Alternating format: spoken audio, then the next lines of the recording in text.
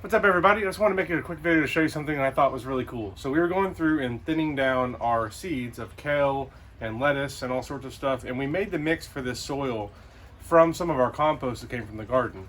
And apparently a little scrap of potato made it through, and I did not realize that this small of a potato, little scrap, could produce a whole new potato plant. And I thought this was just so cool. Check it out. Let's get some depths of field on this. Woo. Okay. Anyway, I just thought this was so cool that a tiny little sliver of potato could produce a whole new plant like that. We were going through and thinning down, and it was next to the kale. And I was looking at it and I was like, is that a tomato? No, that's a potato. How did a potato get in there? So I had to dig it out to look at it, and sure enough, just a little potato sliver makes a whole new plant. So I just thought that was cool. Wanted to share with all of you.